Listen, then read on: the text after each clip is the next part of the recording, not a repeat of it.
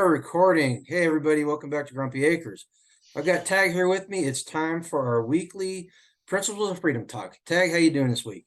Man, doing good. Scrapping and clawing just like everybody else. Yep. Okay, so the principles we're going to go over this week are 24 and 25. Let's start with 24. And it reads, a free people will not survive unless they stay strong. That simple little sentence, there's so much there. Now, the commentary that I read specifically talked about Article 1.8 in the Constitution, which gives Congress the power to maintain a military. And that is a huge subject in the prepper community and the patriot community about the United States government maintaining a standing army. Now, here's a thought that occurred to me. So I read the pertinent text, and it goes, Congress is to provide and maintain a navy. It's to make rules for the government and regulation of the land and naval forces, and to provide for calling forth the militia to execute laws of the Union, suppress insurrections, and repel invasions, and to provide for organizing, arming, and disciplining the militia, and for governing such part of them as may be employed in the service of the United States, reserving to the states respectively the appointment of officers and the authority of training militia, and according to the discipline prescribed by Congress. Okay, here's my thought on that, Tech. So the three branches that existed prior to 1945 all predate the Constitution by almost a decade. So when they wrote the Constitution, they put Article 1.8 in. There was a standing army in the United States. Now, it was a cadre of trained professionals whose sole job was, to provide first-line defense against invasions and stuff, of course, because, the Navy was forward deployed defending ships, and they had the Marines, and the Army was on the frontier. But the militia made up a major part of the military for the United States. So, yes, we've had a standing army since 1775, or a standing military, the Navy, the Marine Corps, and the Army. All three of them. It wasn't until after World War II, actually, it was after World War I, where the standing army became larger and larger and larger. And even during World War II, they were calling up National Guard units, state units to fill out the military as they were building up for the big cause and everything. During the Cold War, though, everything changed. And the National Guard, which is essentially the modern equivalent of the militia, took second place, and the standing army took precedence over, and thus gave rise to the military-industrial complex and everything negative that patriots complain about. That's my whole take on 24 as far as dealing with the military. Okay, I see you want to say something. Go ahead. No, I'm just listening, man. You got this. Okay, now here's where I think the people that did 24 kind of missed the point. A free people will not survive unless they stay strong. The meta idea there is individual and community strength, as far as I see it, because you can't have all that other stuff unless you've got a strong and moral people that have fortitude and are morally right. Not morally right, that's not a right way to say it, but they've got morals and ethics, and they've got fortitude to go through tough times. I personally, the whole military thing, it's pretty cut and dried, but they're always talking about in the Constitution individuality, individual freedoms, individual responsibility. Why would not the free people will not survive unless they stay strong not apply to the individual? Yeah, so there's a lot here. I would actually argue exactly that it does not say a free people will not survive unless the government is strong. It does not say a free people will not survive unless the military is strong. It says a free people will not survive unless they stay strong. And you mentioned earlier that none of the rest of the stuff can happen if the people aren't strong, except we have a huge military industrial complex, and our people aren't strong at all. Okay. In fact, I would argue the exact opposite. That if you, I always like to take sentences like this: "A free people will not survive unless they stay strong." Now, completely read the same sentence, but with the opposite meaning, right? Dependency creates weakness, Hmm. right? And that's Right. the very opposite, I think, of what it's saying. So to me, I think that a lot of the people interpret this one wrong. Article 1.8 does give the Congress the power to maintain a military. And just for the record, everybody, I believe we should have the strongest, most advanced military in the entire world 100% of the time. Because I think it's a, strength, peace through strength thing in reference to foreign, governments and all of the other things that go on. But I think what this is really, really saying is that you you got to be willing, you got to have strong enough people to stand up in the face of tyranny. You got to have, strong enough people to challenge a system, or, and I think that's really what they're talking about, is challenging the way of life. And I would argue this is about that this has nothing to do with the military, even though I know that most experts say that this principle is in reference to Article 1.8. Well, and I'd like to address your comment about the military industrial complex and the people being weak. I think what I was trying to get across was in order to keep something like the abuses that we've had of the Constitution, the people have to be strong. And the fact that we become weaker over the last 60, 70 years as a culture is evidence in the military industrial complex and the government run amok. That's the point I was trying to make. I wasn't saying that we're strong and that I wasn't comparing the two. So I just wanted to clear that up, because you and I are on the same page here. We're on the same page. Yeah, I think this is an absolutely beautiful one. And I think, it's so interesting the way that this is worded, unless they stay strong, and, to me, that means resilience, right? What does the word stay mean? I love reading into sentences like this, and they didn't say will not survive unless they are strong. They said stay strong, Mm-hmm. right? Which would tell me that it's about, resiliency, and it's about, keeping on the path, and all of those things. But yeah, I like this one a lot. Yeah, I do too. It reminds me. You just said something that reminds me, and I want to make sure I got the guy's name right. I've got the book and I've read it, and I can never remember the guy's name. Um, Democracy in America was written by de Tocqueville, uh, and he was a mid 1800s. He traveled in America to across the land, and he spent time in these communities, and he said that America's strength was through the the the people. That's where the strength of America came from, because they were hardy and they embraced the democratic process with vigor, and they were religiously strong. And he was comparing and contrasting it against the French Revolution and the French culture that came out of the French Revolution versus the American Revolution. Because you realize that the American Revolution is one of the few revolutions in the entire history of the world that didn't eat its leaders, did not eat its own after the fact. And in fact, they went on to relinquish power, become they became presidents and very powerful men in politics and stuff, but they relinquished power to the people. So I think, and I think everybody. In fact, I'm probably going to put a link down so you can go to Amazon or someplace and purchase that book, because I think every patriot should probably read that book, in my opinion, because it's a fantastic essay on American culture and American history.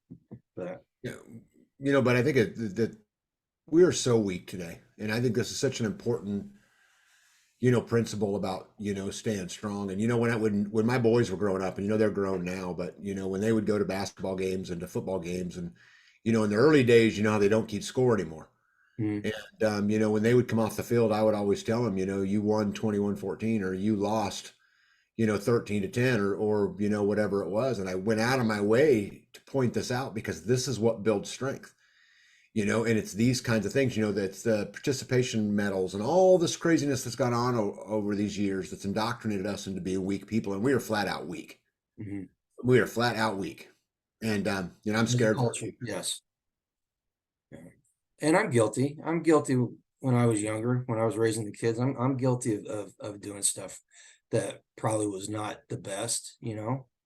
But we live and learn. Hopefully there's some people watching this that are in their early 20s, early 30s, and Mm-hmm. they're taking all this to heart, and they're you know, making changes now so that they don't have to go through what we're going through in the future. Yeah, well, I would encourage everybody out there that's listening to go look up the Tytler cycle and read about it, because this talks about this whole cycle of how basically good times breed weak men, and weak men, the whole saying. But um, I think we need to be raising our kids super tough right now, Oh because yeah. the world that we're leaving them is not better than the world that that we found ourselves in, or our parents found themselves in. And Mhm. so I think we've got. I'm telling you, I'm gonna work on mine as hard as I can to make them as tough as I can make them. Yeah, mine are kind of, yeah, there's not much I can do right now with them, you know. But anyway, sound kind of like a bummer, didn't it? Yeah, no, but but here's the thing: they always return to their roots. Well, I hope so. I They hope do. so. It just takes time, and mine are getting to the age now where all of a sudden they have mortgages and kids, and they have all of these things to lose, and all of a sudden they begin to look at the world a little bit different, and like, wait a second, that's not fair, or whatever it is, and so have faith, bud. Have faith that all of those Oh well, I teachings through mean, all those years. I did the best I can. You know, if kids, my book, kids are like factory parts, and we're Mhm. factory managers, and our job is to get them out the door and into the world and not have to recall Yeah. them. And there's been some questions on whether mine needed recalling, but they're both extremely successful and productive members of society now. So I'm extremely happy with them. Yeah. You Yeah. know, do you got anything more to say on 24? Like I said, it's pretty darn cut and dry, even with the individual strengths and stuff. I mean, you know, I guess the question you could ask is how does one become strong? What do you do? What does somebody do? Somebody's sitting there watching this video, and they're nodding their head and they're going, yeah, I agree with this. What can we do? What can we do as individuals to make ourselves stronger in a meaningful way? You know, Do the right thing. it doesn't entail buying guns. It doesn't entail No. buying stuff. What do we do to make ourselves mentally stronger? Do the right thing when nobody's watching. Just do the right thing. You know what? Don't take if you don't need. Give if you can give. I mean, it's just not that complicated. G. It's about taking accountability, take responsibility for your own freedom, take responsibility for those things, and they'll make you strong, because it's a hard life. That we always talk about this, but the lion who runs the Serengeti, he has a hard life. He's very tough because he has a hard life, but he's free. Mhm. The lion in the zoo is not very tough because everything's provided for him. Right. You Well, and know, I'll add something on top of that. So the Marine Corps has what's called the 14 leadership characteristics, and uh, they're the different characteristics that make a good leader. There's 14 of them. And everybody says, well, what's the most important thing a person can work on as far as their character goes? And I gave it a lot of thought, and I was talking with somebody, and they made the point, and I was like, this, you're absolutely 100% correct.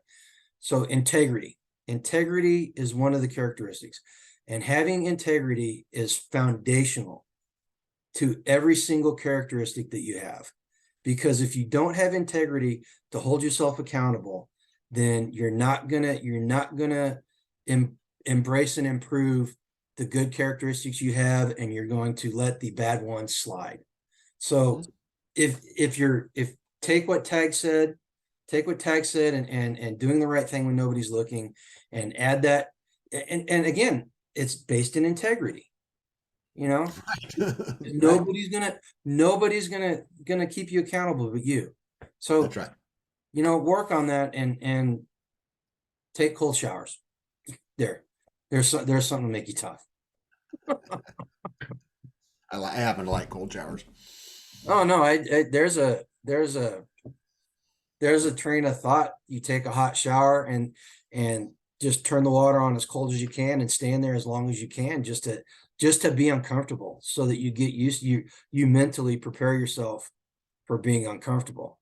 Of Mhm. course, a Navy SEAL was talking about kids asking him what they should do to get ready for SEAL school. And he says, well, what are you doing? Well, I'm taking cold showers. And his response was, stop it. If I told you 30 days from now I was going to kick you in the balls, would you get kicked in the balls for the next 30 days to toughen up and get ready for it? So, there's a train of thought that says it's okay, and there's a train of thought that says no. But the other stuff, the whole doing the right thing, the integrity, that's where you need to focus on. All right, not my poor joke. Yeah, it's all accountability, bud. It's all it is. Yeah. Okay. Now this one is principle 25. This one is it's a good one. Peace, commerce, and honest friendship with all nations, entangling alliances with none. No authority can be found in the Constitution for the United States to tie its sovereignty to any other nation or give the people's money to foreign rulers. Wow, you want to just give us your thoughts on that, Tag? Oh my God. There's so much over. First, from a historical perspective, just one sentence, and then I can get on to why this is also, cotton candy and rainbows and unicorn farts, because we don't do any of this. But I think what's interesting is a lot of people think the founding fathers to be, isolationists, but they really weren't. I mean, the way that I see it is they were separatists, right? That they said, hey, we want to have, commerce, and we want to have trade, and we want to have all of these things, but we want to do America first. Right. We want to look out, for America, which again, we clearly don't do. And I mean, there's how many examples are going on in the news today, G, of this exact thing? I mean, we're sending diesel fuel overseas. Right. Right. At the cost of the American people, which, by the way, the whole diesel fuel thing's a scam. But either way, we're still doing that. The stuff going on in Saudi or Russia or Israel or China or, I mean, this is exactly what we do is, to entangle ourselves, with all kinds of, backstabbing alliances that don't hold true anyway. Right. And what's really sad was I was reading about this week, and it dawned on me. And it was kind of an epiphany that it was one of those I should have known it beforehand. According to this principle, all foreign aid by the federal government is unconstitutional. I don't know, but we grew up in an era. We grew up in an era where America was the most prosperous country in the world, and the government gave away money left and right. The American people, even today, with the economy the way it is the most generous people in the world.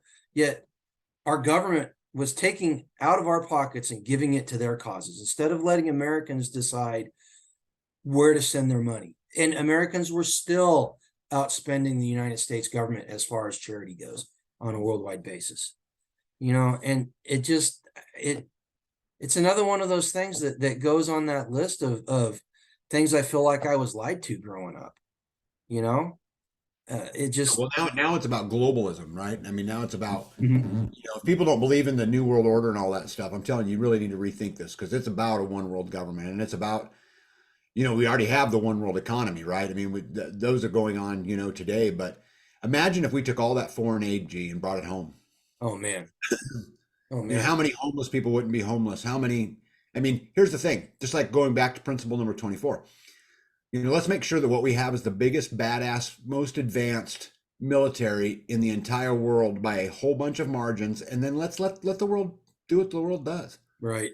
And quite frankly, I don't think there's too many people in Pakistan that appreciate the billions of dollars we gave them for transgender studies. Yeah, or Iran. Oh yeah. Right. I mean, we send billions of dollars over to Iran, and just today there was a headline that the United States and Saudi Arabia believe an attack from Iran is imminent. Man, look at all that money we spent. Yeah. And the whole tie its sovereignty to other nations is the one that gets me about that. The money thing, yeah, that bothers me, but it's the loss of sovereignty. We have sitting Supreme Court justices that refer to international law before they refer to the Constitution. Yep. We have We have an administration, multiple administrations that have tied us to non-ratified treaties with the UN. The Paris Accord, the Climate Accords of Paris are one of them. They're tied up in a firearms treaty with the UN where they pledged to do. And off the top of my head, I don't remember exactly what that one entailed, but it was pretty onerous as it involved the disarming of American citizens. Mhm.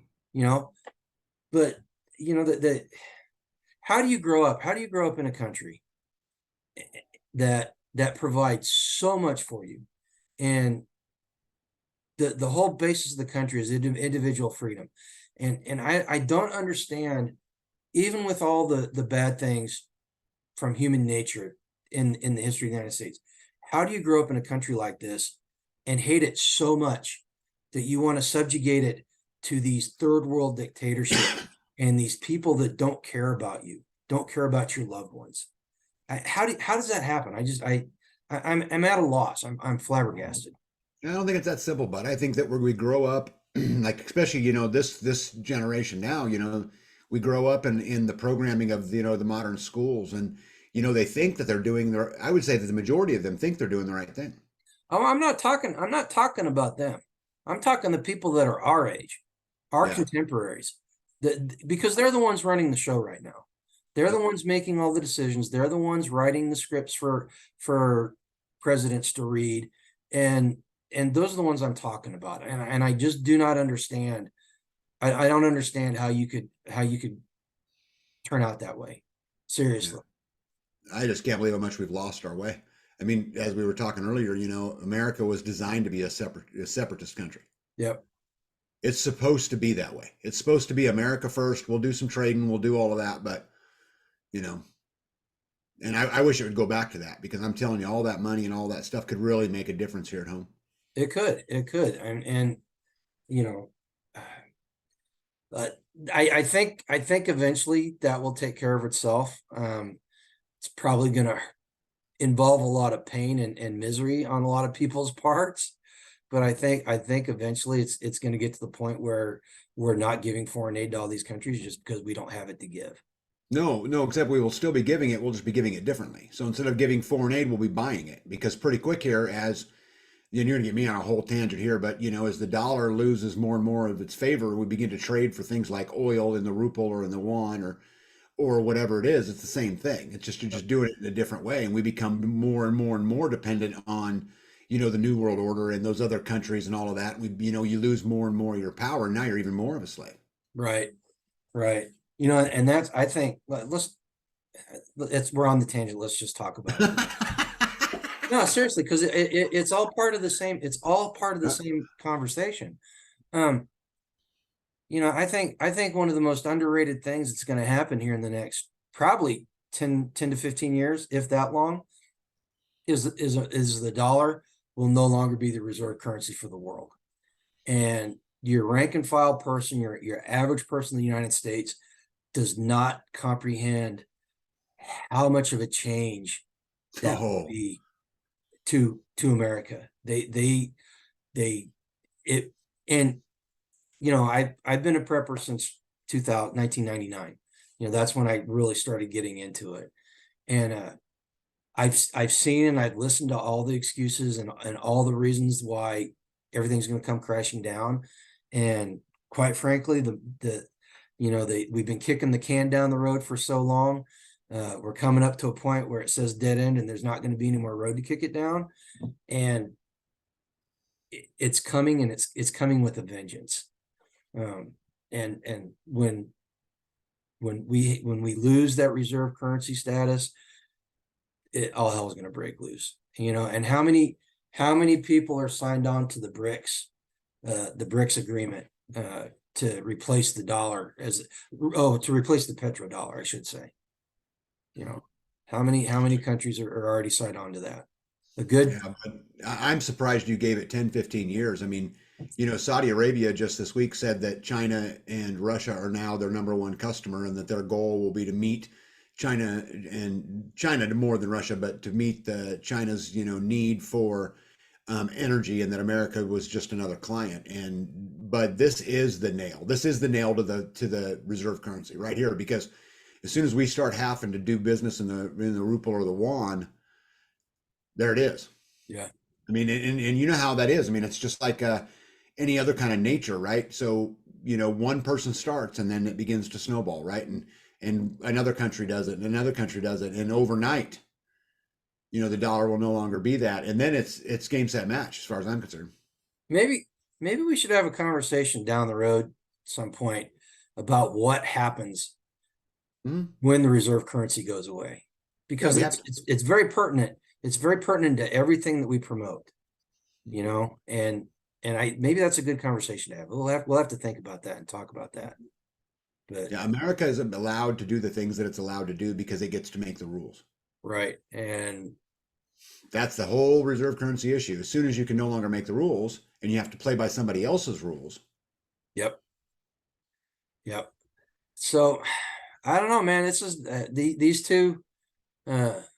two principles. We kind of ran through them. I ran through all my points that I wanted to cover, and I really don't have much else to say about it. It's all pretty cut and dried. I guess the only thing to discuss now is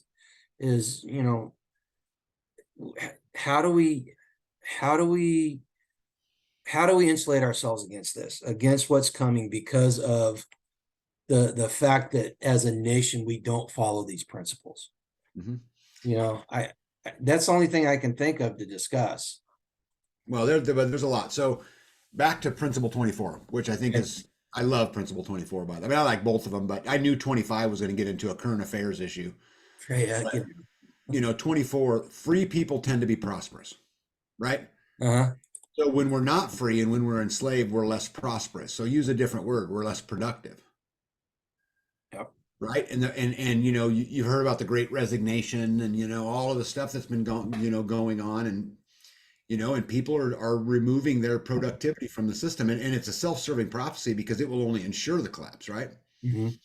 Will absolutely ensure that it happens. But at the same time, we can continue to go play the game, and look how well that's done for us so far.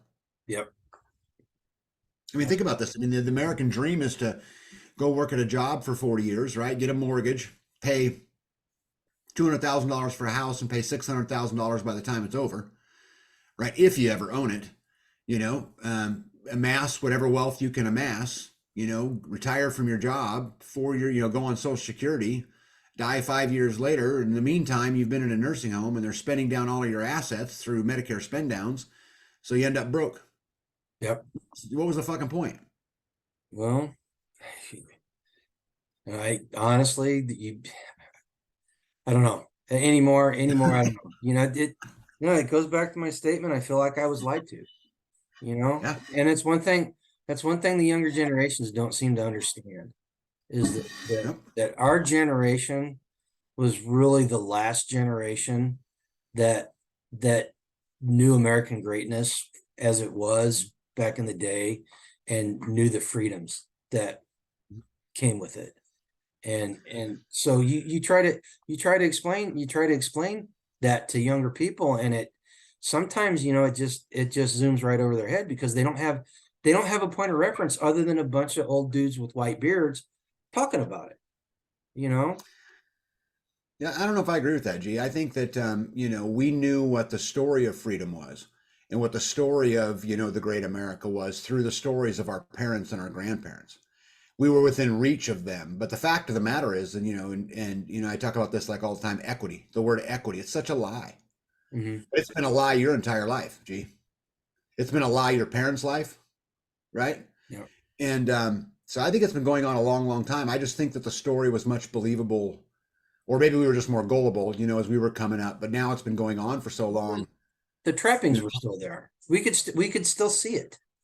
We could see it. And I think about the way my kids, the world that my kids grew up in. They would come home, and we would have to deprogram them, and we would have to uh tell them, okay, this is what happened, this is the way it was, this is the way it is. And my parents My parents didn't have to do that. Both my parents were school teachers, and they were both, school teachers up until the early to late. Actually, my father was a school teacher all the way up into the mid-90s, so it's frustrating at times, and that's why I think the whole building community, getting debt free, personal accountability, I think that's why that resonates so much with me now, because it reminds me of when I was a kid, and it wasn't perfect back then. Don't nobody sit out there and think that I'm thinking it was perfect back when we were kids. It was a hell of a lot better than it is now, you know. Man, it wasn't even close. You know how many kids showed up at my school when I was in high school with guns in the back of their truck? Oh yeah. You know how many mass shootings we had? uh Zero that I Zero. yeah. Zero. Absolutely zero. you know yeah, so and that's one of the things, the families that got involved with us through freesteading, Mhm. their kids, that they're the bright spot. They're the bright Mhm. spot in the world right now, as far as I'm concerned, because I Yep. looked at those kids, and they're not the only one. There's a whole bunch of people, and it's not just freesteading families. It's families that aren't on freesteading too, but that are like-minded. They're raising their kids with these traditional values and teaching them the value of being accountable and working hard, Mhm. and discomfort. Mhm. That's I think that's probably one thing they've all got in common, is they live a life that can be very uncomfortable at times, Mhm. you know. So I think it's interesting how that says that, a free people has to be a strong people. And then we have all of the games that get played today. I was talking earlier about the diesel fuel thing. mhm, So I went and investigated it the best I could. And what I come to learn is that typically there's about, 34, 36 days of, diesel fuel in reserves, typically. And that we had gotten down to like 22 or whatever it was. And now it's back up to 26. And the fact of the matter is they could turn back on the, North Dakota pipelines, and they could turn all of that stuff on if they wanted to and all of that. But it's just keeping us scared. right. It's keeping Well, us weak. It's all bullshit. And just a lot like COVID was, all of those kind of things. I mean, why in the world would we mask a kindergartner when their chance of something happened to them was so small? right. But yet we're going to take away their learning. Maybe that's important too. Let's keep them dumb, right? We Because just we discussed the diesel thing on our live stream on Tuesday, because yeah, I wanted everybody to know yeah, that. I think, and anybody that, if this is the first time you've heard about the whole diesel reserve and all that, and you've been listening to nothing but the MSN, you need to don't take our word on it. Go read about it, and then you need to share it with somebody who's terrified that we're yep, going to run out of diesel fuel, because we're not going to run out of diesel fuel. It's going to take a lot more than what's going on now, you know. And you talk about the masks, man. I was reading a thing. Somebody was commenting about taking their kids to a Halloween party last week, and they were allowed to wear costumes, but they were not allowed to wear a mask because it would take away from learning. The very same school that had a mask mandate put that out in the memo, and in the lady was like, nobody understood the irony of that. Nobody mhm, understood exactly how ironic that was, you know. So it's just, I guess when your worldview is so screwed up like that, you can't see reality, Unfortunately for people like that, reality has a tendency to bumping them in the ass. You know what I mean? mhm. Okay, folks, that little break right there, we ran out of Zoom recording time. So we're back. And Tag and I were just talking offline before we started the second segment here. It's talked about it with Spags last night on the video too. It's kind of funny to me, Tag, that every single conversation we've had in this series so far all leads back to the same points. And the same points are individual responsibility, individual freedoms, and community. And you made the point that individual accountability is the bedrock of this whole Yes, thing here. And yes, I agree with you. And uh you did that video, when did it come out? It's a couple of days ago, wasn't it? yeah, I watched yeah. it. I watched it, and you you made that point that we're all accountable for everything that happens to us, no matter what. And I knew you were going to get some hate mail, and you said you did. But you said something while we were offline about why we have to be accountable. And I thought it was very interesting because it's in line with the way I think about it. So you want to share that with people? Yeah. So at the end of the day, I mean, this is a huge story, and one of these days I need to shoot a video just on this topic. But at the end of the day, the police are not coming to help. Okay, you have to take accountability for your own safety. Okay, if nukes start falling or the economy crashes, whatever it is going on, nobody's coming to help you. Mm-hmm. We have to be accountable for it. Now that I did, and you were talking about my video, and what my video said was everything that happens to you is your fault. And I got some hate mail on it. And, I had, one lady say, how is it my fault that I'm disabled? And I said, you're missing the point. That's not what I'm saying. I'm not saying that everything is fair. What I'm saying is, as long as we as a people continue to hold the victim mentality that it's somebody else's fault, you can't grow beyond it. You can't get past it. What you have to do is own whatever part of it is yours. And you got to say, hey, this is on me. This is my lesson. I'm going on. I'm taking responsibility for me. And off we go. We're not letting anybody off the hook because people do bad things. I've had all kinds of people do bad things to me. Mm-hmm. And it doesn't say that it's okay. But what it says is I have to own, how did I get into that spot? Was I out too late? Was I in a neighborhood I shouldn't have been in? Whatever it was, right? Exactly. You got to take some ownership of it. And that was really my only point. But I had fun with the hate mail anyway. I replied to 100% of them. And like I said, I'm a firm believer that if you don't take accountability, you don't have a starting point to fix things. And that's what this whole series is about, is providing people with the tools to start fixing things and taking back where they can take back. And you do that at the very basis with yourself, and by taking ownership of everything that happens to you, good or bad. And you said something, as long as we maintain the victim status, we'll never move forward, because it's always going to be somebody else's fault. And I've been guilty of this, so people don't think that I'm being hypocritical here, okay? Because I've been guilty of this. It's not the government's fault that what's happening in this country. It's not the government. The government is not the cause of it. The government is a symptom of it. And the cause of it is that individuals in this country not doing what we should have been doing all along. All right. President Biden is your president. You may not like it. You may despise the man. You may think he's a completely evil pedophile. But the fact is, he's the president. All right. We bear responsibility to that because we allowed something to happen. And we're here. We're here that. It goes beyond that. It goes my entire life. My entire life has been like that. It's always the government. The militia groups in the 80s and 90s. Oh, it's the government's fault. No, it's not. It's our fault. As a people, it is our fault. And it's our responsibility to fix it. We can't look at politicians. We can't look at business people. We have to look at ourselves, and we have to be the change. And my God, be the change. That sounded exactly like a frickin' Obama campaign slogan. But it's the truth. So we can be the change in the way that the progressives want us to be the change, or we can be the change like the Constitution, the founding fathers wanted us to be the change. It's our decision, and it's our responsibility. So there's my call to action. Yep. And you know what, G, you are my hope and change. Well, that's kind of scary, man. Yeah, and through you, I'll build back better. Okay. No, you know what? It's so funny to me that we talk about accountability, and that there would even be hate mail in this type of audience, because the fact of the matter is, what is homesteading? Homesteading is accountability. What is prepping?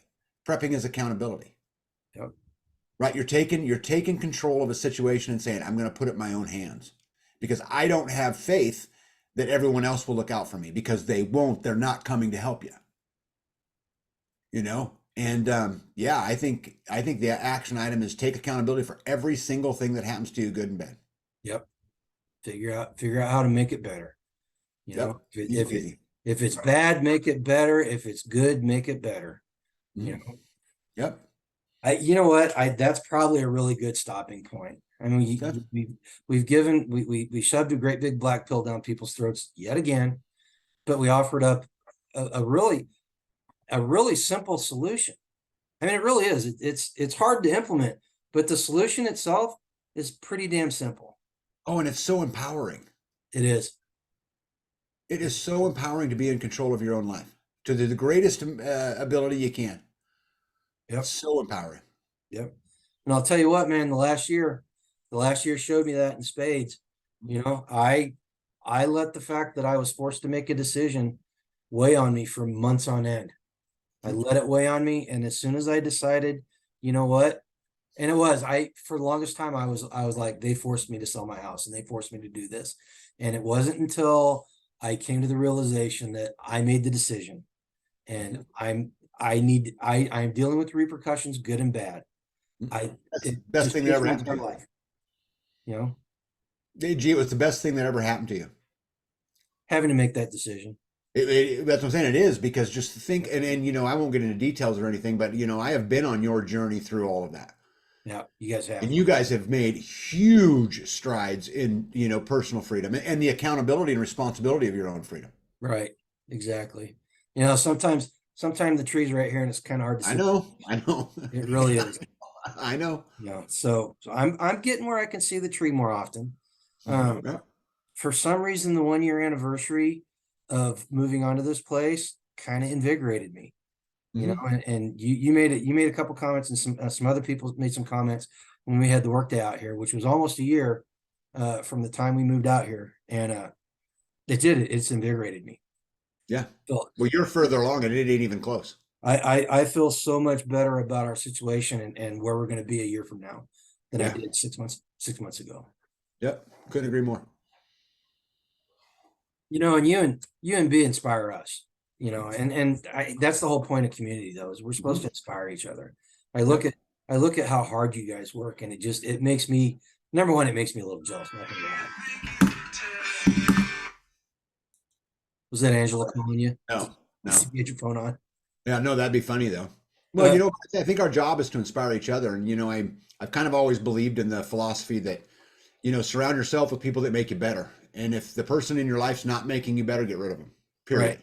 right. And you know, and anybody that's watching this video, you know, if you're inspired by this, go out and make the change, make Yes. the decision. But Yes. the hardest part of taking accountability is deciding to do it. Once you decide to do it, it actually becomes pretty darn easy. Yeah. You know, it becomes pretty easy. And go inspire somebody else, man. That will, you know, we talk about building community and stuff. That will help build your community more than almost anything else. Is if you're an inspiration to people, you know, Yep. and you find people that inspire you, and you feed off each other. Yep.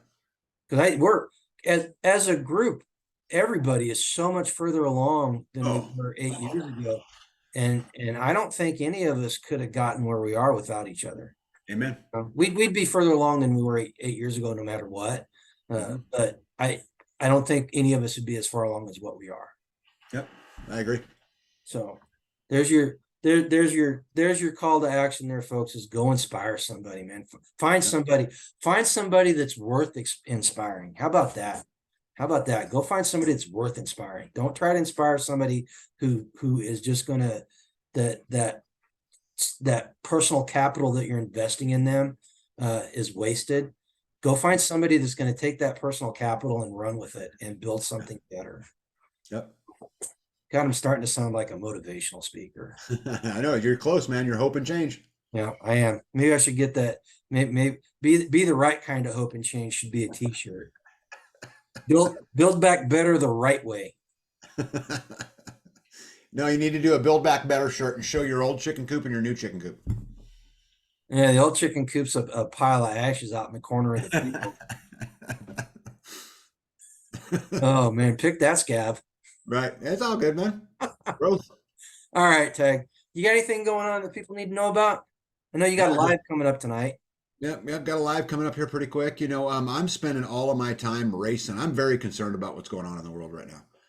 And so, I'm racing this invisible clock, and I'm spending every single waking hour I've got, on it. And yeah, so I'm pretty much just working on that. And guys, it's not a scared thing. I'm not scared, right? It's that I'm concerned about what's going on. I need to make sure that I can take responsibility for my family, my family's welfare, my family's safety, and all of that. I'm going to put it in my own hands because, like I said earlier, nobody's coming. And I think my final word, G, would be that, out of our comfort zone is the only place we grow. Yep. And if you're comfortable, you're not going anywhere. I can assure you that that's true 100% of the time. Go get uncomfortable. Be okay being uncomfortable. It's a good thing. If you guys don't believe that, ask Yoda about being uncomfortable with Tag. Oh, I push it with her. I Yeah. do it on purpose. Yeah. I do it 100% on purpose. Because you don't have to sleep with her. She'd put a pillow over my head in the middle of the night if I tried doing that. Yeah, you know what though, G, it's not really, it's crazy. Like for me, like I feel like it's my job to get the best out of everybody around me to the best of my ability. And it's their job to do it to me too. And so if I can help in my weird, you know how I am, I'm quirky, Yep. right? In my Yep. weird kind of way, if I can push and push and push to help people achieve more, grow more, even if it hurts along the way, I can't be your friend if I'm not doing that. I just what I believe. And so I just want nothing but wonderful things for Yoda. And if I get a chance to push, I'm going to push as hard as I can push. Yep. And I appreciate it. It's just the way it I is. do appreciate it. It means I don't have to. You're right. You said something that was on my mind today. You said you're concerned about what's coming on, but you're not afraid, and you're doing everything so that you can take care of your family. And I, for quite a while, the whole building the community and doing everything that we're doing, it's going to get bad. And it's going to get bad for everybody, no matter what your social status is, no matter what your economic status is, it's going to be bad. And I firmly believe that. We have had to talk about the reserve currency and all that stuff, and it's going to happen. It's going to happen. Just it's a matter of when, not if. The good thing is we've got time and we've got the ability right now to do things in our lives so that when that time comes and we all have to take a bite of that sandwich, we don't have to take as big a bite as everybody else does. And that doesn't mean we're throwing anybody under the bus. It means that we've got the forethought and the ability to prepare the battlefield for what's coming. All right. And every single one of you people watching this has that ability, and you should run with it, and you should do it to the fullest as long as we can. Up until the very last minute where we can't do it anymore, you should be making things better for yourselves. All right. Well, we don't have we got like I said, we got funding for the pantry. So we're going to be working on that. So I got it pouring concrete and putting up walls and insulating, and once we get the pantry done, it's going to be a game changer around here because I'm going to be able to get all kinds of stuff out of places where it's not stored properly into a good storage area. And it's going to open up all kinds of other stuff so I can start fixing the back of the house, getting the outbuilding organized, and all that happy stuff. So it's all good, man. The next couple months around here are going to be a lot of fun, in my opinion. So yeah, just keep swinging, man. And it's funny. I get a lot of questions about, well, man, what do you do next? What do you do next? And I would encourage everybody, if the lights went out tomorrow, what will you wish you'd done? And if you answer that question, just keep answering that question. You'll be just fine. Yep. Just prioritize. Yep. Absolutely. Any last words? Yeah. Out of our comfort zone is the only place we grow. Go get uncomfortable. And I love it. You said this, and Spag said it yesterday. I love it. Be better tomorrow than you are today.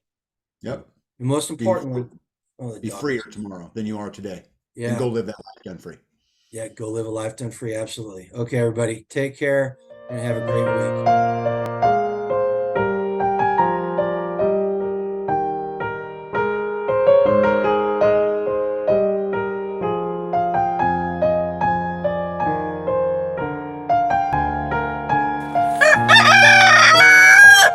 Thanks, Milo.